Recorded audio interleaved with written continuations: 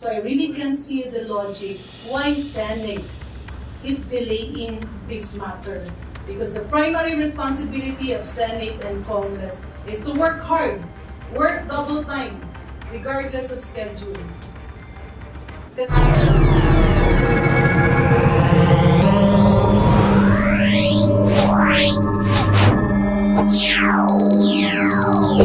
Tuesday edition of our daily press conference. Allow me to introduce our panel of speakers for today, and we will begin with with statements from each panelist, followed by our regular question and answer. And then let's start with Deputy Majority Leader Janet Garin. Before that, our guests are Deputy Majority Leader in Iloilo 1st District, Representative Janet Garin, Committee on Muslim Affairs Chairman and Lanao del Norte 1st District, Representative Muhammad Khalid Timaporo, Committee on Housing and Urban Development Chairman and Negros Occidental 3rd District, Representative Francisco Kiko Benitez, Deputy Majority Leader and PBA Party List Representative Margarita Ignacia Attorney Migs Nograles, and Taguig City 2nd District Representative Amparo Maria Pami Zamora. DML Janet. Magandang umaga sa lahat. Naririto ulit kami. Maraming salamat sa invitasyon. And I'll give the floor to the younger ones to make their opening statement. Magandang umaga po sa mga kaibigan natin sa press, sa media. Andito po kaming 5 para sagutin ang inyong mga katanungan patungkol sa kung ano man ang mga latest sa balita at sa mga ginagawa namin dito sa House of Representatives. Maraming salamat po. Mic test. Auzu billahi min shaitanir rajim. Bismillahirrahmanirrahim. And Ramadan Mubarak to our friends in the media. And good morning to everybody. I hope today's discussion or Q&A will be fruitful and beneficial to the Filipino people. And I'd like to thank everybody for their time and patience for waiting for us here. Thank you. Good morning to our friends from the media. Usually the young ones choose state, so we're joining back to 3 of our young guns members. But first time na at least kasabay ko yung dalawang baga, and looking forward to a very fruitful discussion. Magandang umaga po sa inyo lahat. I think this is the first time I have joined this press con. But I think our friends in the media do know and realize that this is really very hard-working House of Representatives, and I think it really is part of our obligation, to the people of the Philippines to also be able to convey to them the type of things that the work in the House, in fact, also entails. So magandang umaga po, and I look forward to hearing your questions. Thank you. Melanie Moras from Channel 4 for your questions. Hi, good morning po mga calls. 2 session days na lang, Holy Week break na ng Kamara. So my question is for Congressman Garin, but others can also answer. Ano po kaya yung planong ipasa ng Kamara? And kasi sa Senate naman po, sabi naman ni Senator Angara, sila daw magpo-focus sila sa legal trills at sa yung madi-defer muna discussions on economic amendments until mag-resume ang session sa April 29. May I also get your thoughts on this? I believe we have 2 or 3 urgent matters that has to be tackled in relation to legal priorities. And we would submit to the majority, pero alam naman ng lahat na natapos natin on second reading yung RBH 7 or the economic chacha. Most probably in the next 2 days, you'll be able to finish it on third reading.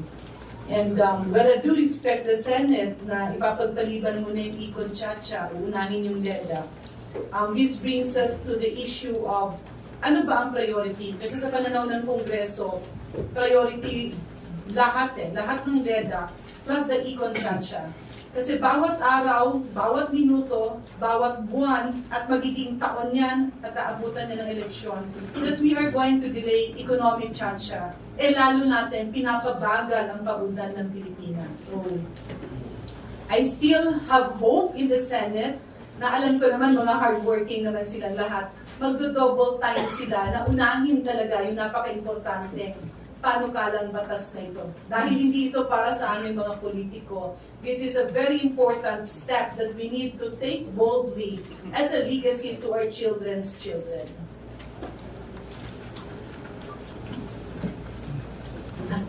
Yes, si Kong Mahal. Thank you.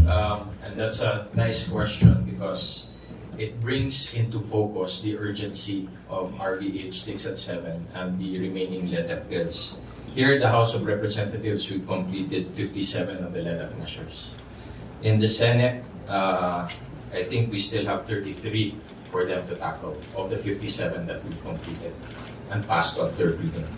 And then on top of that, we have the RBH, which is more than likely going to be passed on third reading, RBH 7, this afternoon or before we adjourn. Now, if you think about it, when we adjourn, we return na naman. We only think we have 1 month. Then we have a long break. Then it's SONA. After SONA, it's budget, and we're all very busy with the budget. Come October, we'll be filing for our candidacies. So we really only have until the SONA to get all of this done as legislators. After the SONA, the circus is in town again, and we'll be campaigning, and So I really hope, and I have faith in the Senate. They are, an independent institution. But I really hope that this is not dribble politics. Because at the very least, the Filipino voters deserve to know how our senators stand. It's not busy kami. We need to know where does Senator Bato stand when it comes to the issue of nationalism, opening up RBH 6 or RBH 7 will negatively affect our nationalist ideals. He used to be our chief PNP. Where does Senator Robin Padilla stand? He's a staunch nationalist figure, proudly Filipino. When it comes to the type of debate that we're having here in the House of Representatives, where does Senator Pia Cayetano stand when it comes to, for example, the education sector being opened up to foreigners? She's a product of UP system, for example. Filipino voters need to know exactly where their senators stand. So at the very least, I hope they bring it to the plenary and bring it to a vote before the SONA comes. But the urgency is there. We take a break, 1 month is gone, then we'll only have 1 month of work to do. And the Senate is 33 LETEP measures short of the House of Representatives. Quick follow-up lang. Yeah, can I add to that? Sa Kongreso kasi, even if it's a break, committee hearings continue. Lalo-lalo na kapag ito ay may impact kay Juan at kay Maria de la Cruz. So, I'm still very hopeful that Senate will stick to its word na itatakal nila ang RBH 6, which is the counterpart of RBH 7, o yung tinatawag natin economic chacha.